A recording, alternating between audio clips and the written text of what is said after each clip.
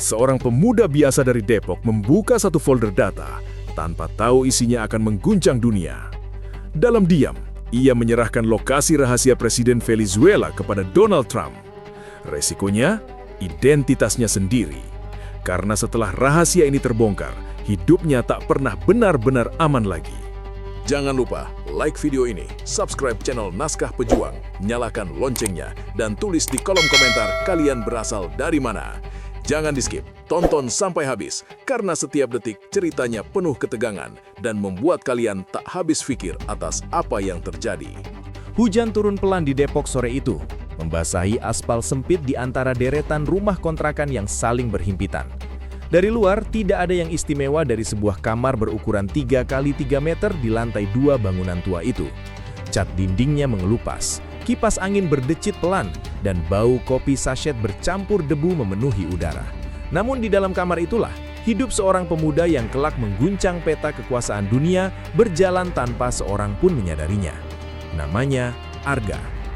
Usianya 25 tahun, lulusan Universitas Negeri Biasa, bekerja lepas sebagai analis data untuk beberapa klien luar negeri yang bahkan tak pernah ia temui langsung. Setiap pagi, rutinitasnya nyaris sama. Bangun sebelum subuh, menyalakan laptop yang sudah penuh stiker usang, lalu menyeduh kopi murah sambil membuka barisan angka, grafik, dan potongan data mentah. Dunia Arga adalah dunia sunyi yang dipenuhi kode, pola, dan anomali. Sesuatu yang bagi kebanyakan orang terlihat membosankan, tapi baginya justru terasa hidup. Tetangga-tetangganya mengenal Arga sebagai pemuda pendiam.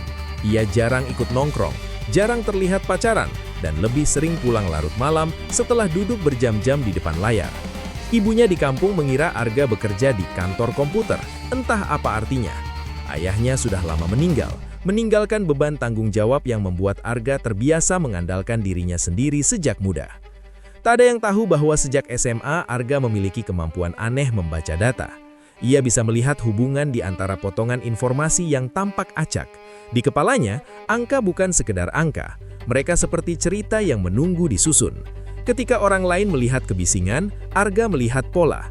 Ketika orang lain menyerah, ia justru merasa semakin tertantang.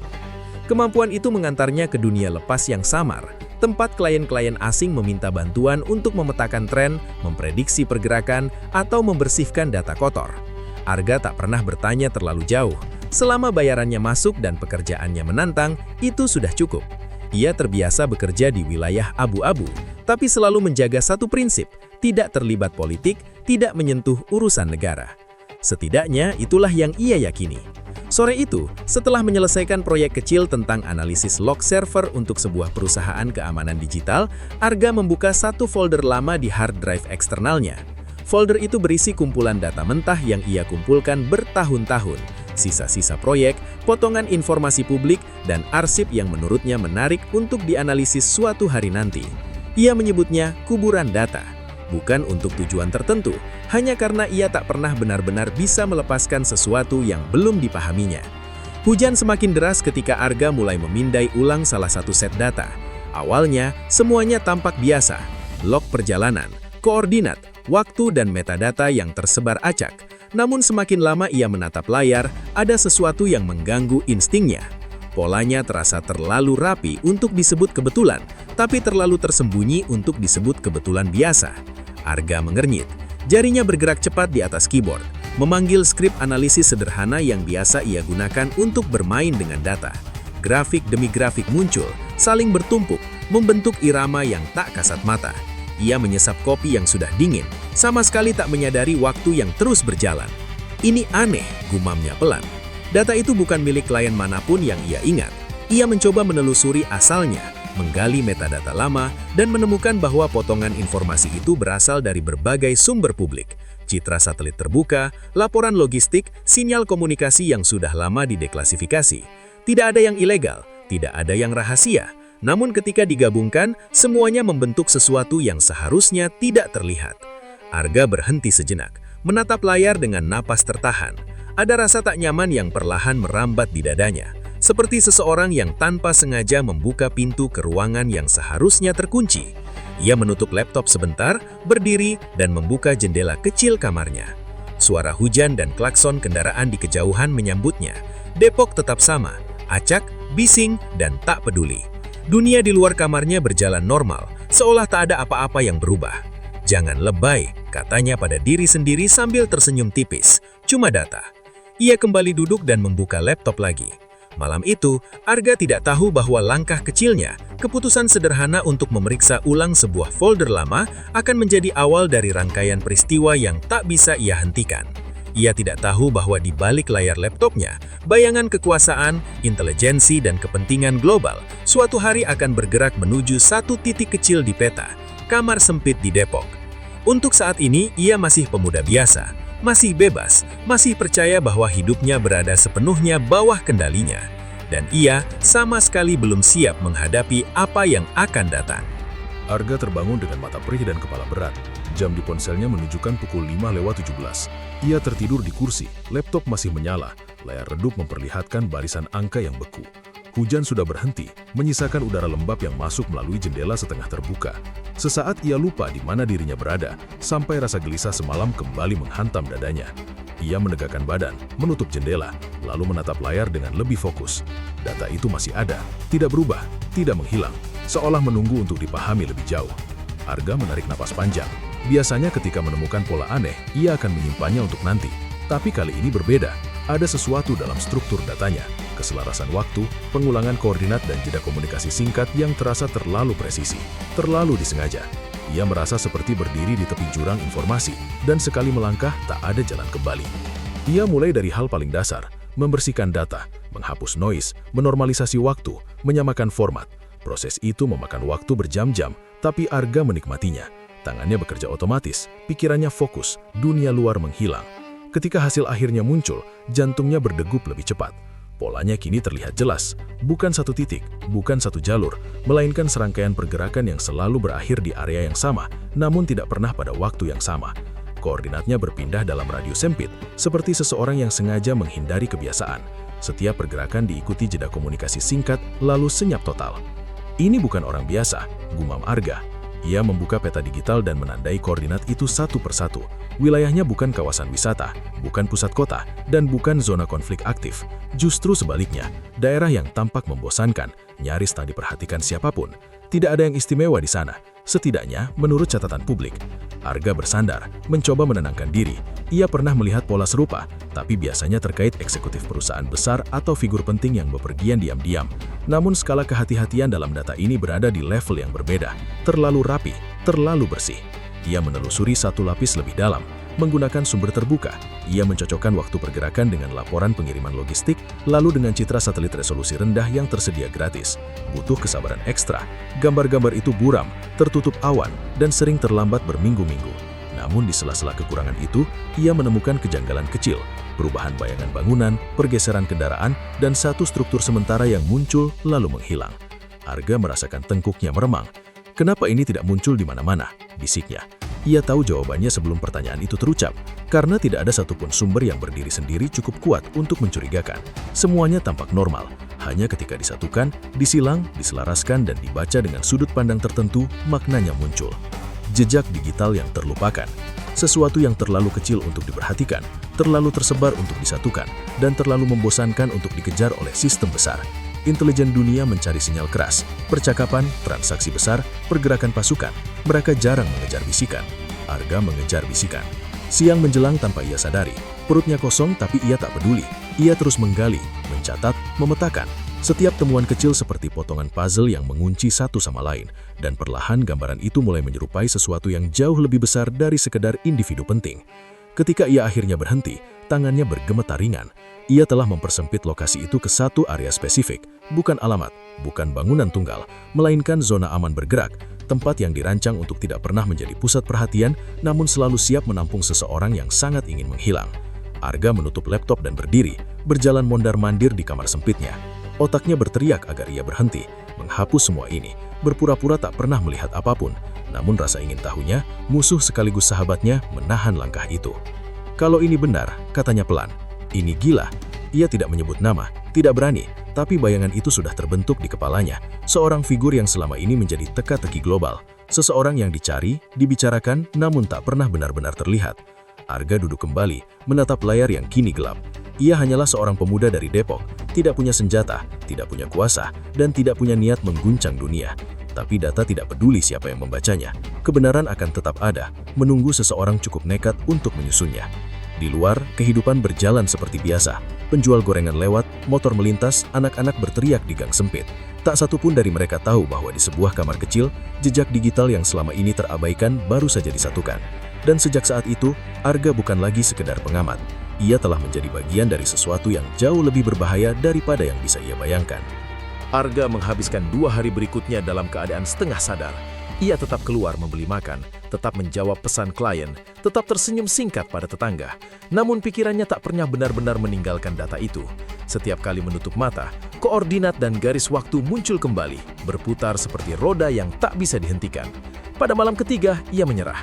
Ia tahu satu-satunya cara untuk menghentikan rasa gelisah itu adalah dengan menamai apa yang selama ini ia hindari, memberi wajah pada bayangan. Arga menyalakan laptop, kali ini dengan pendekatan berbeda. Ia tidak lagi fokus pada pergerakan atau pola logistik. Ia beralih ke lapisan paling sensitif, korelasi peristiwa. Ia mencocokkan waktu-waktu senyap dalam data dengan kejadian politik global. Pidato yang dibatalkan mendadak, kemunculan publik yang diwakilkan orang lain, laporan simpang siur dari media internasional. Satu persatu, potongan itu menyatu. Tangan Arga terhenti di atas keyboard. Nama itu muncul bukan dalam bentuk teks, melainkan dalam ketiadaan, dalam ketidakhadiran yang terlalu konsisten untuk diabaikan.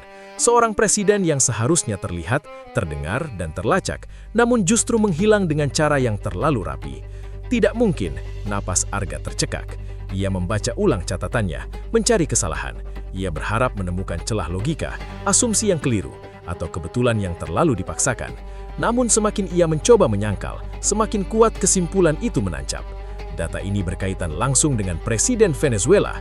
Bukan rumor, bukan teori liar, melainkan jejak pergerakan yang ditinggalkan tanpa sadar oleh sistem yang terlalu besar untuk menyadari detail kecil.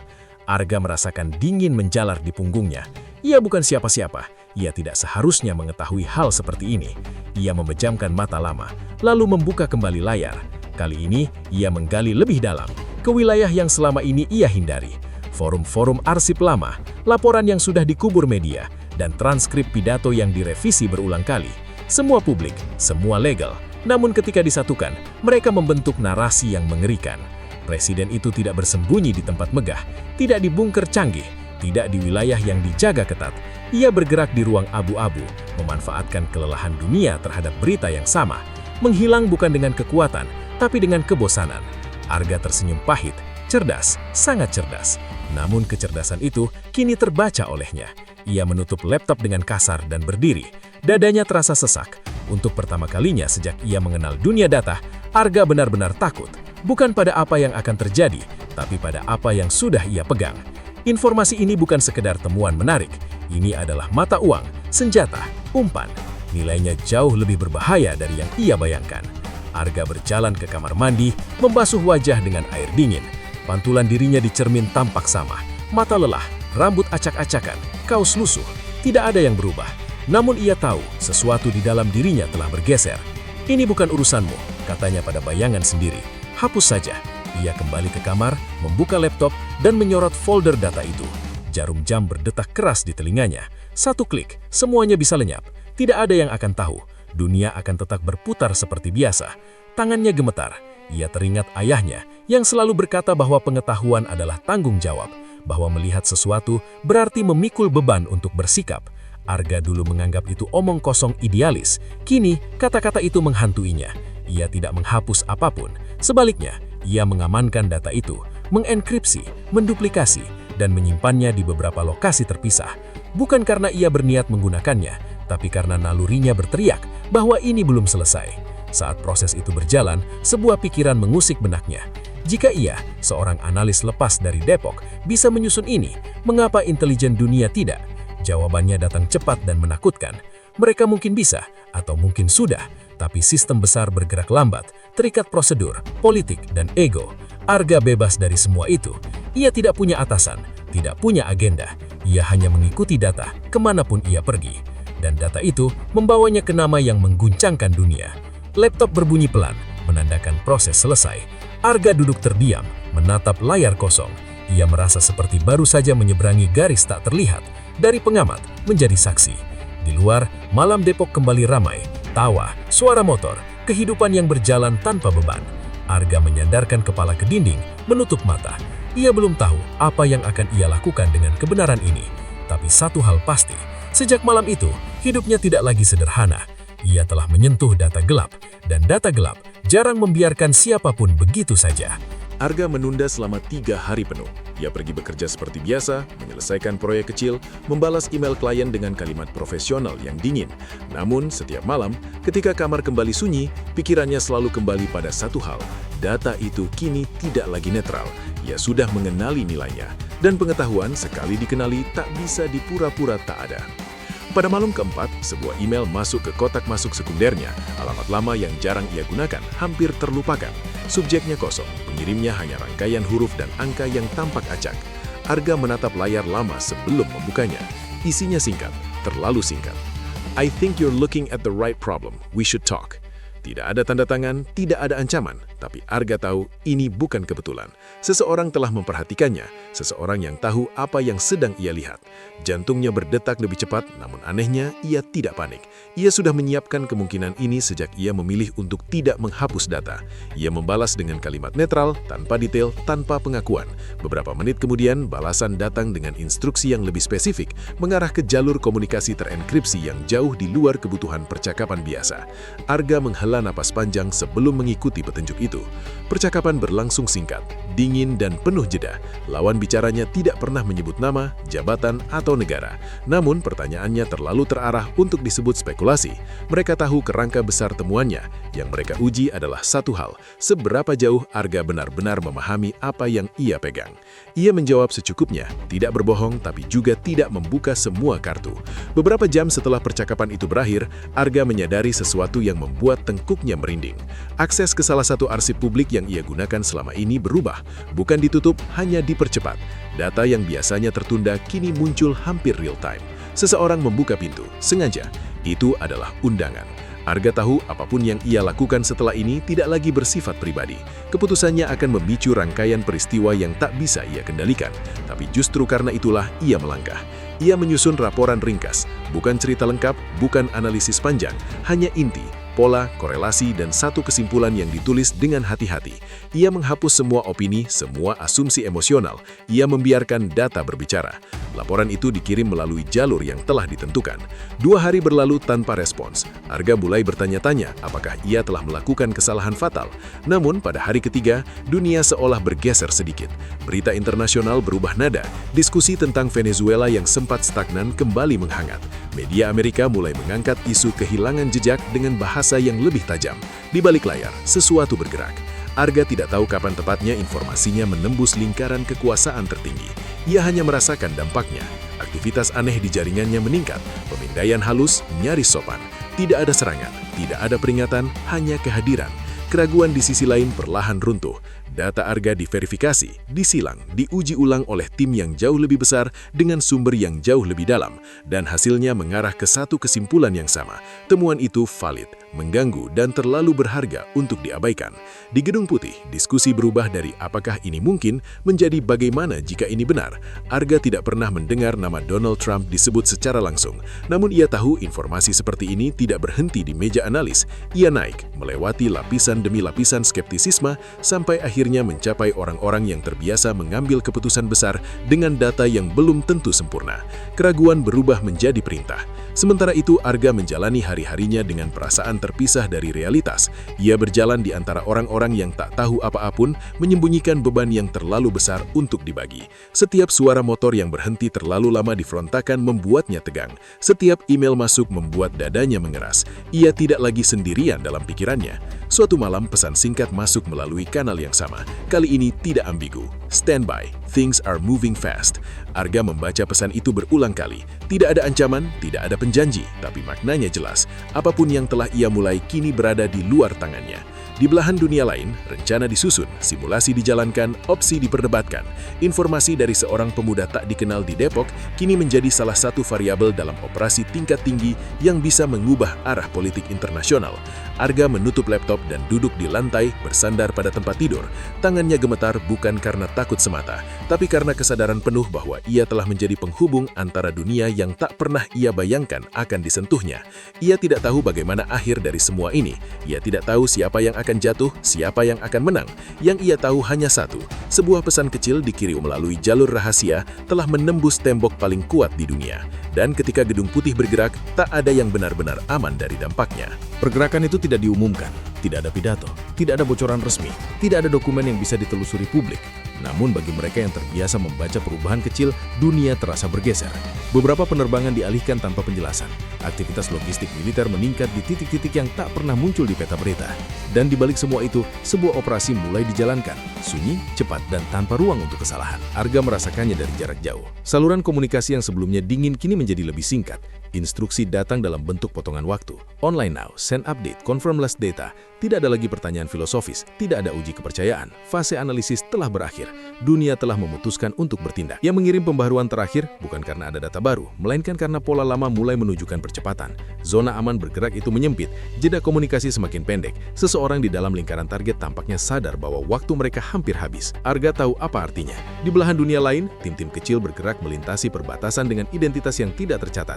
Mereka tidak mengenakan seragam, tidak membawa bendera, dan tidak berbicara lebih dari yang perlu. Operasi ini bukan tentang kekuatan besar, melainkan presisi. Satu kesalahan kecil, satu kebocoran, dan target akan menghilang selamanya. Amerika tidak bergerak sendirian. Jalur udara, laut, dan darat dikoordinasikan dengan negara-negara yang bahkan tidak saling percaya. Beberapa bekerja sama karena kepentingan, yang lain karena tekanan. Tidak ada aliansi abadi, hanya tujuan sementara. Di layar Arga, pergerakan itu terlihat seperti denyut nadi. Titik-titik kecil yang selama ini ia pantau mulai bertabrakan dengan kehadiran baru, sinyal samar yang tidak ada di data publik. Ia tidak bisa melihat semuanya, tapi ia cukup paham untuk tahu bahwa operasi telah memasuki fase eksekusi. Malam-malamnya kini dipenuhi ketegangan sunyi. Tidak ada ledakan, tidak ada kejar-kejaran. Justru ketiadaan itulah yang paling menakutkan. Dunia seolah menahan napas. Pada suatu dini hari, sebuah pesan masuk. Bukan permintaan, bukan instruksi. Do not lock anything, stay offline for 12 hours. Arga mematikan laptop tanpa bertanya. Ia duduk di kegelapan kamar, hanya ditemani suara kipas angin dan detak jantungnya sendiri. Untuk pertama kalinya sejak semua ini bermula, ia benar-benar merasa tidak berdaya. Keputusan telah berpindah tangan. Kini hasilnya tak lagi bisa dipengaruhi oleh data. Sementara itu ribuan kilometer jauhnya, operasi mencapai titik kritis. Target tidak berada di satu tempat. Ia berpindah cepat, menggunakan lapisan perlindungan sipil, memanfaatkan kebiasaan dunia untuk menghindari keributan. Namun keunggulan itu kini menjadi kelemahannya. Setiap langkah penghindaran telah dipelajari, setiap jalur pelarian telah dipetakan. Operasi itu berlangsung dalam hitungan menit. Tidak ada tembakan yang terdengar publik, tidak ada rekaman heroik. Hanya serangkaian keputusan cepat di ruang sempit dengan senjata yang lebih sering diturunkan daripada digunakan.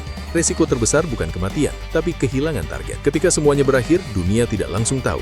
Arga mengetahui lebih dulu, bukan dari berita, tapi dari perubahan mendadak pada data. Jejak itu berhenti, tidak berpindah, tidak menyebar, hanya berhenti, seperti garis yang dipotong bersih. Ia menatap layar lama, merasa campuran lega dan ngeri. Ini bukan kemenangan, ini konsekuensi. Beberapa jam kemudian, media internasional mulai ramai. Judul-judul masih hati-hati, penuh kata diduga dan sumber anonim. Namun arah ceritanya jelas, sesuatu yang besar telah terjadi. Sesuatu yang selama ini dianggap mustahil kini menjadi kemungkinan nyata. Arga menutup semua aplikasi dan berjalan keluar kamar. Pagi Depok berjalan seperti biasa. Anak sekolah berlarian, pedagang membuka lapak, matahari naik perlahan. Dunia kecilnya tidak berubah, dan justru itulah yang membuatnya terasa asing. Ponselnya bergetar sekali. Confirm. Tidak ada detail, tidak ada ucapan terima kasih, tapi satu kata itu mengandung bobot yang tidak bisa ia hindari.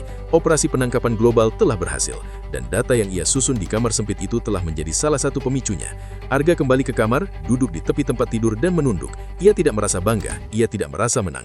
Ia hanya sadar bahwa garis terakhir telah terlewati. Amerika bergerak cepat, dunia menyusul dengan lambat, dan di tengah pusaran itu, seorang pemuda dari Depok kini terikat pada sebuah peristiwa yang akan tercatat dalam sejarah, meski namanya mungkin tak pernah disebut. Operasi itu senyap, risikonya nyata, dampaknya mematikan, dan bagi Arga, hidup sederhana yang ia kenal telah benar-benar berakhir.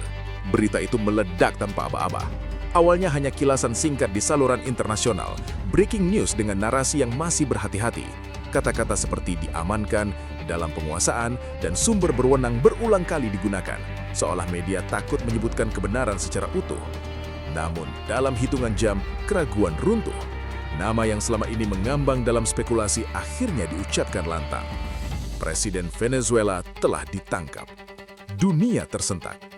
Bursa bereaksi lebih cepat daripada politisi. Nilai tukar bergejolak, harga minyak melonjak, lalu jatuh lagi. Negara-negara yang selama ini mengambil posisi abu-abu mendadak dipaksa memilih sikap. Pernyataan resmi dikeluarkan terburu-buru, direvisi, lalu diperhalus. Kata-kata kedaulatan, hukum internasional, dan stabilitas kawasan menjadi mantra yang diulang-ulang, meski tak seorang pun benar-benar yakin apa artinya dalam situasi baru ini. Di kamar sempitnya di Depok, Arga menyaksikan semuanya dari layar laptop. Ia tidak mencari berita itu, berita itulah yang mengejarnya. Notifikasi berdatangan, saling bertumpuk, saling berlomba. Wajah-wajah analis politik memenuhi layar, berbicara cepat dengan nada tegang. Peta digital muncul, memperlihatkan wilayah yang kini menjadi pusat perhatian dunia. Arga menutup suara. Ia tahu, jauh sebelum dunia mengakuinya. Yang ia rasakan bukan kemenangan, melainkan kehampaan yang aneh. Seperti menonton longsoran yang sudah lama diprediksi, namun tetap mengejutkan saat benar-benar terjadi. Ia mengingat titik-titik kecil di petanya, jeda komunikasi, bayangan bangunan yang bergeser. Semua itu kini bermuara pada satu kenyataan yang tak bisa ditarik kembali. Presiden itu tidak lagi bebas. Di belahan dunia lain, ruang-ruang diplomasi dipenuhi ketegangan yang belum pernah ada sebelumnya. Sekutu-sekutu lama Amerika menyambut dengan sikap terukur, mendukung tanpa terlihat terlalu antusias. Lawan-lawan politiknya mengecam keras, namun berhenti sebelum kata-kata mereka berubah menjadi ancaman terbuka. Tidak ada yang ingin melangkah terlalu jauh, tidak ada yang ingin menjadi pihak berikutnya yang diuji. Peta politik internasional berubah dalam semalam, bukan hanya karena satu penangkapan, tetapi karena preseden yang diciptakannya. Jika seorang kepala negara bisa ditangkap melalui operasi lintas negara yang senyap, maka tidak ada lagi zona yang benar-benar aman. Kekuasaan kini tidak hanya diukur dari jumlah tentara atau luas wilayah, melainkan dari seberapa rapih seseorang bisa menghilang dan seberapa cepat ia bisa ditemukan kembali. Arga menerima pesan singkat melalui kanal lama. You should lay low, this will get noisy. Ia membaca pesan itu sekali, lalu menghapusnya. Untuk pertama kalinya, ia merasa benar-benar lelah. Bukan fisik, tapi mental. Selama berminggu-minggu hidupnya dipenuhi pola, korelasi, dan keputusan dingin. Kini dunia telah mengambil alih. Kekacauan yang ia lihat di layar adalah konsekuensi dari sesuatu yang dulu hanya berupa barisan angka. Ia keluar kamar dan duduk di tangga kontrakan. Matahari sore menyinari gang sempit, memantul di genangan air bekas hujan. Tetangganya membicarakan harga sembako, bukan geopolitik. Seorang anak kecil berlari sambil tertawa, sama sekali tak peduli bahwa tatanan global baru saja bergeser. Kontras itu hampir menyakitkan. Malamnya, detail mulai bocor. Bukan tentang bagaimana penangkapan itu dilakukan, itu tetap terkunci rapat, melainkan tentang dampaknya. Pemerintahan sementara, perebutan pengaruh, kemungkinan sanksi baru, dan ancaman ketidakstabilan regional. Para pakar berdebat di televisi, saling memotong seolah volume suara bisa menggantikan kepastian. Ia mematikan layar. Ia tahu satu hal yang tidak dibicarakan siapapun, betapa rapuhnya semua ini. Betapa satu keputusan kecil, satu data yang disatukan di tempat yang salah bisa menjatuhkan figur sebesar itu. Dunia tampak tokoh dari kejauhan, tapi dari dekat ia hanyalah jaringan asumsi yang saling bergantung. Ponselnya bergetar lagi. Kali ini pesannya lebih panjang. Isinya ringkas, profesional, tanpa emosi. Ia diminta untuk tidak menghubungi siapapun, tidak melakukan apapun yang tidak biasa, dan bersiap jika sewaktu-waktu harus berpindah. Tidak ada tanda tangan, tidak ada penjelasan. Arga menghela nafas. Ia tidak pernah menginginkan ini. Ia tidak pernah berniat menjadi bagian dari sejarah. Ia hanya mengikuti data, dan data membawanya ke sini. Di luar sana, dunia terus bereaksi. Demonstrasi pecah di beberapa kota. Pasar mencari pijakan baru. Para pemimpin berusaha terlihat tenang di depan kamera, meski tahu bahwa keseimbangan lama telah retak. Satu presiden tertangkap, dan bersamanya ilusi bahwa kekuasaan tertinggi kebal dari bayang-bayang runtuh. Arga berbaring di tempat tidur, menatap langit-langit yang retak. Ia menyadari bahwa mulai hari ini, setiap langkahnya akan diawasi, bukan karena siapa dirinya, tetapi karena apa yang pernah ia lakukan. Ia telah menjadi bagian dari perubahan besar, dan perubahan jarang datang tanpa bayaran. Dunia mungkin akan melupakan detail-detail kecil, namun bagi Arga, malam itu menandai satu hal yang pasti. Setelah presiden tertangkap dan peta politik berubah, tidak ada lagi jalan kembali kehidupan sederhana yang pernah ia kenal. Panggilan itu datang tanpa suara dering. Arga sedang duduk di kamar, menatap koper kecil yang belum pernah ia gunakan sebelumnya ketika layar laptopnya menyala dengan sendirinya. Sebuah jendela komunikasi terenkripsi terbuka, lebih stabil dan lebih bersih dari apapun yang pernah ia lihat. Tidak ada pengantar, tidak ada basa-basi. Wajah itu muncul begitu saja. Donald Trump. Lebih tua dari yang sering ia lihat di layar berita, lebih tenang, namun dengan sorot mata yang sama. Tajam, menilai, seolah terbiasa menimbang orang dalam hitungan detik. Arga membeku. Ia tidak pernah membayangkan titik sejauh ini. Ia bukan aktivis, bukan agen. Ia hanya seorang analis data dari Depok. Arga, kata Trump, menyebut namanya dengan pelafalan yang nyaris tepat. You did something very big. Arga menelan ludah. Ia ingin bicara, tapi kata-kata terasa tertinggal di tenggorokan. Trump tidak menunggu jawaban. Ia berbicara seperti orang yang terbiasa didengar, tentang informasi, tentang keputusan cepat, tentang bagaimana satu potongan data bisa mengubah arah sejarah. Tidak ada pujian berlebihan, tidak ada ancaman, hanya pernyataan fakta dan satu kalimat yang membuat Arga tersentak. You'll be taken care of. Beberapa jam setelah panggilan itu berakhir, semuanya bergerak cepat. Arga dijemput sebelum fajar, tidak ada seragam, tidak ada suara sirene. Ia diminta membawa satu tas, meninggalkan laptop, dan mematikan ponsel pribadinya. Dari Depok, ia berpindah seperti bayangan. Mobil berganti, wajah asing datang dan pergi. Hingga akhirnya ia berada di tempat yang tidak dikenalnya, tapi terasa sangat aman. Untuk pertama kalinya, Arga benar-benar dilindungi. Ia diberi identitas sementara, ruang tinggal yang sunyi, akses terbatas ke dunia luar. Dan pada hari ketiga, sebuah dokumen disodorkan kepadanya, ringkas, padat, dan dingin. Isinya bukan perjanjian kerahasiaan biasa, ini adalah pemutusan hubungan dengan kehidupan lamanya. Di halaman terakhir, tercantum satu angka, 50 juta USD. Arga menatap angka itu lama, terlalu besar untuk terasa nyata, terlalu besar untuk sekedar hadiah. Ia tahu ini bukan bayaran atas pekerjaan, ini kompensasi atas resiko, atas hidup yang tak akan pernah sama. Ini bukan sogokan, kata seorang pria yang tak pernah memperkenalkan diri. Ini perlindungan dan pengakuan. Dana itu tidak langsung diberikan dalam bentuk tunai, disusun berlapis, disebar, dilindungi oleh hukum dan kerahasiaan. Arga menandatangani dokumen dengan tangan yang nyaris mati rasa. Saat pena menyentuh kertas, ia sadar satu hal, ia baru saja mengunci takdirnya. Nama Donald Trump tidak muncul lagi setelah itu, namun bayangannya ada di mana-mana. Di tingkat keamanan yang tak masuk akal, di kesenyapan yang terlalu permanen, di fakta bahwa seorang pemuda dari Depok kini berada di bawah payung kekuasaan yang biasanya hanya menaungi negara. Namun perlindungan tidak berarti aman. Ancaman datang bukan dengan cara kasar, mereka datang sebagai gangguan kecil, percobaan login yang gagal, sinyal aneh di jaringan internal, wajah asing yang terlalu sering muncul di lokasi berbeda. Dunia intelijen tidak suka kejutan dan lebih tidak suka orang luar yang mengubah permainan. Arga merasakannya setiap hari. Ia tidak boleh keluar sendirian, tidak boleh menghubungi siapapun dari masa lalunya. Bahkan ibunya hanya bisa ia kirimi pesan singkat yang disaring. Setiap kalimat terasa seperti kebohongan kecil yang menumpuk. Di luar sana, ada pihak-pihak yang marah, loyalis yang merasa dikhianati, negara-negara yang merasa dipermalukan, organisasi bayangan yang kehilangan pengaruh. Dan di tengah semuanya, ada satu nama yang mulai beredar tanpa wajah, sumber data. Arga. Ia duduk sendirian di malam hari, memandangi kota asing dari balik jendela tebal. Lampu-lampu terlihat jauh, seperti kehidupan yang bukan miliknya lagi. 50 juta dolar tidak memberinya rasa aman.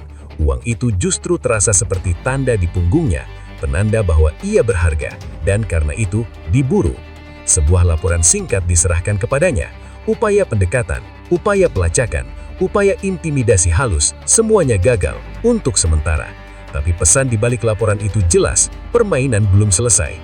Arga mengangguk tanpa bicara.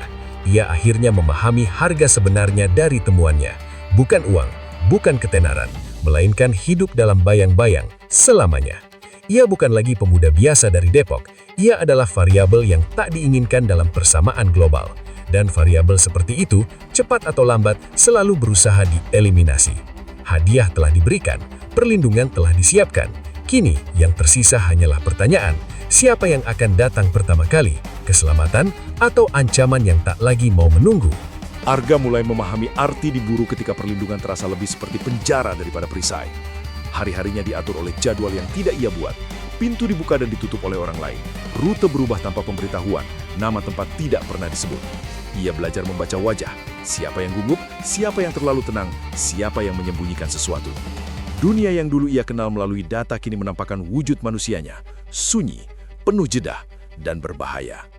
Balasan datang pertama kali sebagai bisikan. Sebuah kendaraan melambat terlalu lama di luar perimeter. Sebuah wajah asing muncul 2 kali dalam seminggu di kafe yang berbeda, selalu dengan pakaian berbeda, selalu sendirian. Di jaringan internal, ada upaya masuk yang rapi, tidak agresif, tidak ceroboh. Seperti seseorang yang mengetuk pintu, memastikan penghuninya benar-benar ada. Ada yang menguji, kata salah satu pengawal. Suaranya datar, bukan amatir. Arga mengangguk. Ia tidak perlu penjelasan lebih jauh.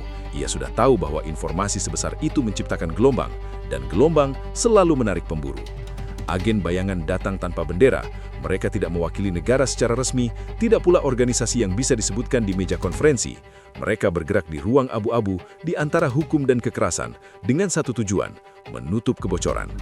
Bagi mereka, Arga bukan manusia, ia adalah simpul masalah. Lalu ada pemburu bayaran, lebih kasar, lebih langsung. Nama Arga tidak disebut, tapi ciri-ciri mulai beredar. Seorang pria muda, Asia Tenggara, ahli data. Hadiah uang beredar dalam bisik-bisik yang tak tercatat. 50 juta dolar yang ia terima kini seperti umpan yang mengundang hiu dari segala arah. Yang paling berbahaya adalah dendam politik. Di negara yang kehilangan presidennya, narasi pengkhianatan dibangun rapi. Musuh harus punya wajah, dan wajah itu meski samar diarahkan kepadanya. Ia menjadi simbol pengkhianat yang menjual kedaulatan. Kebenaran tidak lagi penting, yang penting adalah pelampiasan. Suatu malam, perimeter ditembus. Bukan dengan senjata, bukan dengan ledakan, dengan informasi. Jadwal yang bocor, pintu yang dibuka setengah detik lebih lama, alarm yang menyala terlambat. Semua itu cukup untuk membuat jantung Arga hampir berhenti ketika ia didorong ke lantai belakang. Helm pelindung menutup wajahnya, dan kendaraan melaju tanpa lampu. Tenang, bisik seseorang di telinganya. Kita masih pegang kendali. Tapi Arga tahu, kendali itu rapuh. Mereka berpindah 3 kali sebelum fajar. Setiap perpindahan seperti menukar satu resiko dengan resiko lain. Arga menyadari betapa kecilnya dirinya di tengah permainan ini. Ia tidak punya pasukan, tidak punya negara. Ia hanya punya satu hal, bahwa ia masih hidup. Di lokasi aman berikutnya, laporan singkat disampaikan. Ada upaya penculikan, ada upaya eliminasi, ada juga upaya pendekatan, lebih berbahaya karena dibungkus janji. Tawaran suaka, tawaran perlindungan alternatif, tawaran uang yang lebih besar, semua ditolak atas namanya. "Kenapa?" tanya Arga akhirnya. Suaranya serak. Pria itu menatapnya lama, karena bagi mereka, kamu sudah mengkhianati, dan pengkhianatan tidak dimaafkan. Ia dihapus. Kata itu menggantung di udara. Arga teringat ayahnya lagi, tentang pengetahuan dan tanggung jawab, tentang harga yang harus dibayar. Ia tidak menyesal, tapi ia mulai mengerti bahwa keberanian tidak pernah gratis. Setiap pilihan meninggalkan bekas, dan bekas itu kini dilacak oleh orang-orang yang hidup dari menghapus bekas. Ancaman meningkat. Seorang staf keamanan ditemukan terbujur dengan pesan samar. Peringatan yang ditujukan bukan padanya, tapi kepadanya. Media alternatif mulai menyebarkan teori, potongan informasi yang hampir benar, cukup untuk mengganggu. Di dunia maya, narasi palsu tumbuh seperti jamur, menyamarkan kebenaran agar sulit dikenali. Arga tidak tidur. Ketika ia memejamkan mata, ia melihat peta, bukan peta dunia, melainkan peta dirinya sendiri. Rutinitas, kebiasaan, kelemahan. Ia belajar memotong semuanya. Tidak ada pola, tidak ada rutinitas. Ia menghapus jejaknya sendiri seperti dulu ia menyusun jejak orang lain. Ironi itu tidak luput darinya. Suatu sore, ia diberi pilihan. Bukan pilihan yang adil, tapi pilihan yang nyata. Tetap menjadi sasaran yang dilindungi ketat, atau menghilang sepenuhnya, meninggalkan nama, masa lalu, dan semua yang pernah ia kenal. Uang tetap ada, perlindungan tetap ada, tapi ia harus menghilang. Arga menatap jendela tebal ke arah kota yang tak ia kenal. Ia membayangkan ibunya, rumah kecil, gang sempit di Depok. Semua itu terasa seperti kehidupan orang lain. "Aku pilih menghilang," katanya akhirnya. Keputusan itu tidak mengakhiri perburuan, ia hanya mengubah bentuknya. Agen bayangan akan tetap mencari, pemburu bayaran akan tetap berharap, dendam politik akan tetap menyala. Namun mulai saat itu, Arga berhenti menjadi sasaran statis. Ia menjadi bayangan yang bergerak. Dan di dunia yang kejam ini, terkadang bayanganlah yang bertahan paling lama. Harga sebuah pengkhianatan telah dibayar dengan ketenangan yang hilang. Dan perang yang sesungguhnya, perang untuk tetap hidup, baru saja mulai. Nama adalah hal pertama yang diambil darinya. Bukan secara simbolis, melainkan secara harfiah. Dokumen-dokumen lama ditarik, rekam digital dibekukan, jejak administratif dihapus satu persatu, seperti menghapus baris kode yang tak lagi dibutuhkan. Arga menatap layar saat nama yang telah ia bawa sejak lahir, menghilang dari sistem. Tidak ada upacara, tidak ada perpisahan, hanya kursor yang berkedip lalu kosong. Mulai saat itu, ia bukan siapa-siapa. Prosesnya berlangsung cepat dan kejam. Wajahnya dipindai, disesuaikan, dipetakan ke identitas baru yang tidak punya masa lalu dan tidak mengundang pertanyaan. Aksen, kebiasaan bicara, cara berjalan, semuanya dilatih ulang. Ia dipaksa mempelajari dirinya yang baru seperti orang asing. Setiap kesalahan kecil bisa berakibat fatal.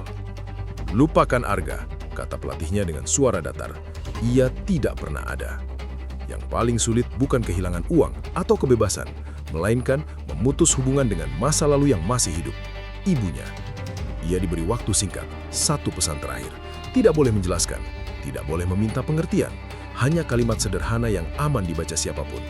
Arga menatap layar ponsel lama, satu-satunya benda yang belum dihancurkan, dan jari-jarinya bergetar. Mah, aku harus pergi lama. Jangan cari aku. Aku aman. Maaf. Ia mengirimnya sebelum keberanian itu runtuh. Beberapa detik kemudian, perangkat itu dimatikan, diambil, dan dihancurkan.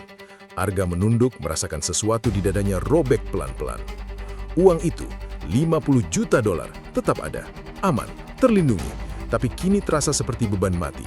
Ia bisa hidup nyaman selamanya jika mau, namun setiap kenyamanan berarti pola. Setiap pola berarti jejak, dan jejak berarti kematian. Keselamatan menuntut kesederhanaan. Arga, atau siapapun ia sekarang, dipindahkan ke tempat yang tidak menarik. Kota yang terlalu biasa untuk diperhatikan, pekerjaan yang membosankan, kehidupan yang datar. Tidak ada layar besar, tidak ada analisis kompleks, tidak ada data gelap. Ia hidup di antara orang-orang yang tidak tahu dan tidak ingin tahu. Malam-malam awal adalah yang terberat. Ia terbangun berkeringat memanggil nama yang tak boleh ia sebut. Ia memeriksa pintu berkali-kali, mendengar suara yang tidak ada. Hidup sebagai bayangan menuntut kewaspadaan yang melelahkan. Suatu hari, ia berdiri di depan cermin dan hampir tidak mengenali dirinya sendiri. Rambut berbeda, pakaian berbeda, tatapan lebih keras. Ia mencoba mengingat suara ibunya, bau rumah, hujan di Depok. Kenangan itu memudar, bukan karena lupa, tapi karena ia tak berani menyentuhnya terlalu lama. Pilihan itu menghantuinya, uang, keluarga, atau keselamatan. Ia telah memilih keselamatan, tapi pilihan itu tidak pernah sepenuhnya bersih. Setiap hari, ia membayar dengan rasa bersalah yang sunyi. Ancaman tidak pernah benar-benar pergi, mereka hanya menjauh, menunggu kelengahan. Sesekali berita tentang Venezuela muncul di televisi kafe. Ia tidak menatap layar terlalu lama. Dunia lama itu bukan miliknya lagi. Suatu sore, sebuah amplop tiba tanpa alamat pengirim. Di dalamnya hanya satu kalimat tercetak rapi. We know you're still alive. Tidak ada ancaman lanjutan. Tidak perlu. Pesannya jelas. Ia membakar amplop itu di wastafel. Abu jatuh seperti salju kecil. Tangannya tidak bergetar. Ketakutan telah berubah menjadi disiplin. Malam itu, ia memutuskan satu hal terakhir. Ia akan berhenti melarikan diri dari dirinya sendiri. Ia akan hidup kecil, tenang dan tak terlihat. Bukan karena takut, tapi karena itu satu-satunya cara menang. Identitas lamanya telah dihilangkan, masa lalunya dikunci.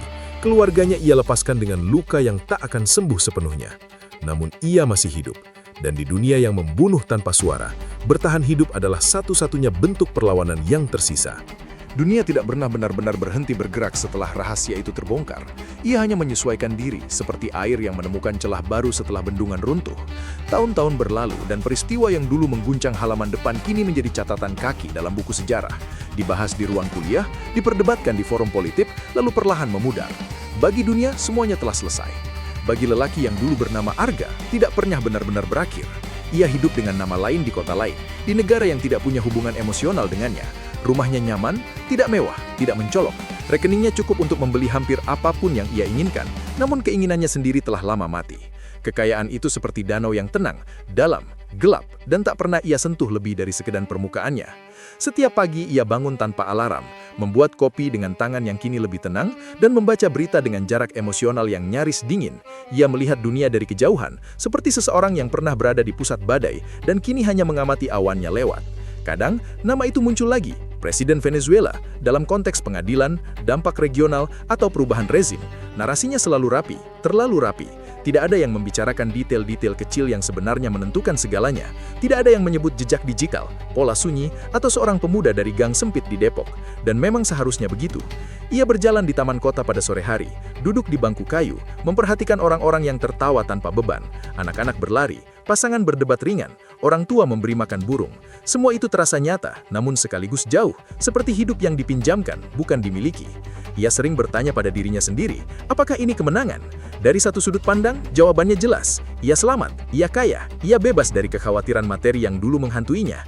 Ia telah melakukan sesuatu yang dianggap banyak orang sebagai tindakan besar, bahkan heroik. Sejarah berpihak pada hasil, bukan pada harga yang dibayar. Namun, kemenangan yang sesungguhnya seharusnya terasa ringan, dan hidupnya tidak. Ada malam-malam ketika ia terbangun dengan perasaan kosong, bukan karena mimpi buruk, melainkan karena mimpi yang terlalu nyata, tentang kamar sempit di Depok, hujan di jendela, dan folder data yang dibuka tanpa niat apapun selain rasa ingin tahu. Di saat-saat itu, ia sadar bahwa garis waktu hidupnya telah terbelah menjadi dua, sebelum dan sesudah. Ia tidak bisa kembali ke salah satunya. Pernah sekali, ia hampir melanggar aturan. Hampir. Ia menemukan alamat lama ibunya melalui jalur yang seharusnya ia tidak akses lagi. Ia menatap layar lama, menimbang risiko dan rasa rindu yang menekan dadanya. 50 juta dolar tidak bisa membeli satu hal itu, kepastian bahwa orang yang ia tinggalkan memaafkannya. Ia menutup layar, tidak jadi. Beberapa rahasia tidak boleh disentuh, bahkan oleh pemiliknya sendiri. Dunia baru yang ia tinggali adalah dunia tanpa pengakuan. Tidak ada tepuk tangan, tidak ada monumen, hanya kesunyian yang stabil. Ia belajar bahwa perubahan besar jarang meninggalkan tempat bagi mereka yang memicunya. Sejarah menyukai simbol, bukan manusia biasa dengan ketakutan dan keraguan. Suatu hari ia membaca artikel panjang tentang bagaimana intelijen modern gagal membaca sinyal kecil dan bagaimana era data terbuka mengubah segalanya. Ia tersenyum tipis, lalu menutupnya. Tidak ada satu kalimat pun yang mendekati kebenaran utuh, dan mungkin itu yang terbaik. Ia tidak menyesal, setidaknya tidak dengan cara yang sederhana. Penyesalannya kompleks, berlapis, dan sunyi. Ia menyesali kehilangan, bukan pilihan. Ia menyesali kenyataan bahwa melakukan hal yang benar tidak selalu berarti hidup menjadi lebih baik. Sore itu, matahari tenggelam perlahan. Ia berdiri di balkon, memandang langit yang berubah warna. Dunia tampak damai dari kejauhan, seolah tak pernah terjadi apa-apa. Ia menyadari bahwa kemenangan dan kekalahan seringkali tidak bisa dibedakan dari jarak jauh. Yang tersisa hanyalah hidup yang harus dijalani. Ia hidup dengan kekayaan yang tak pernah ia pamerkan, dengan keselamatan yang selalu dijaga, dan rahasia yang tak akan pernah ia ceritakan. Bahkan jika suatu hari ia tak lagi dikejar siapapun, rahasia itu bukan miliknya saja. Ia milik dunia dan dunia tidak pernah meminta izin untuk dilindungi. Ketika malam turun, ia masuk ke rumah, menutup pintu, dan mematikan lampu. Di balik semua perubahan besar, satu hal tetap sama. Ia masih manusia biasa, mencoba hidup dengan pilihan yang pernah ia buat. Dan mungkin itulah satu-satunya kemenangan yang benar-benar nyata.